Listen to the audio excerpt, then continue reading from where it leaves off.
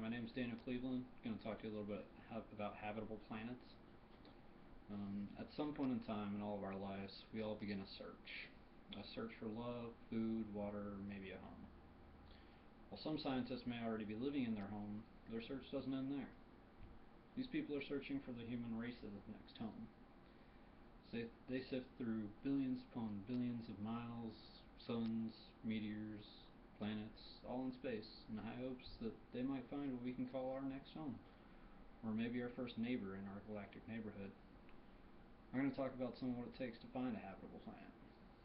From the little amount of space we have seen, how the temperatures affect our search, the size of the planets, and how are we going to find them. So what does it take to be habitable? In order to determine if a planet is able to support life, it has to be in the correct position in correlation with the sun to be in what is known as the Goldilocks zone. O'Neill informs us the sun emits radiation, and this radiation produces heat. If a planet is far enough away from the sun, the planet's surface temperature is between 0 degrees Celsius and 100 degrees Celsius. It has the ability to support liquid water on the surface, one of the key requirements to being habitable. Another thing that affects it is size. Mars actually helps us determine that the size of a planet can matter.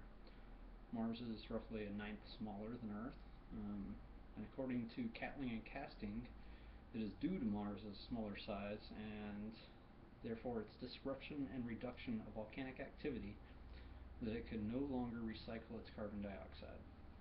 This overabundance of gas altered the surface of Mars, and over time its surface deteriorated into space.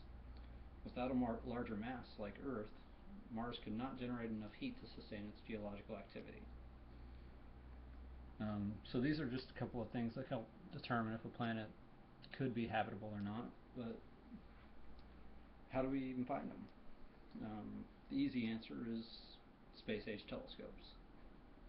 And we could go to Walmart and pick up the telescope there, but it's just not going to be enough. So we look at telescopes like NASA's Kepler Space Telescope. It was launched in 2009 to search for exoplanets. According to Achenbach, Kepler watched a small patch in the sky that consisted of 150,000 stars. Kepler looked for the periodic dimming of a star, which could be the signal of a planet passing across a star's face. And that's just one way that we looked. Another one is HARPS, which stands for High Accuracy Radial Velocity Planet Searcher. The HARPS works by using radial velocity measurements. Astronomers detect the slight wobble of the star that results from the orbiting planet by analyzing the shifts in the wavelengths of its light.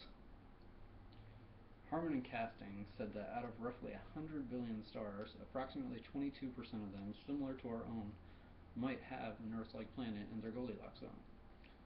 That means that there could be nearly 22 billion possibly habitable planets in our galaxy alone. So what does that all mean?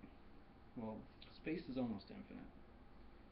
Or it can seem almost infinite. Even though we have sent probes from the Sun to Pluto and even further out, we've only seen just a tiny fraction of the universe.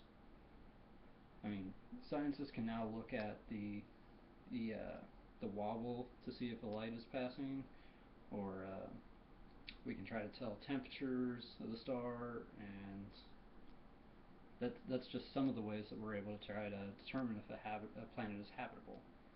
But the thing is, there are billions upon billions of galaxies. While we haven't found a habitable planet yet in our galactic neighborhood, I mean, there's billions of planets to look through and keep us occupied until we find the next habitable planet.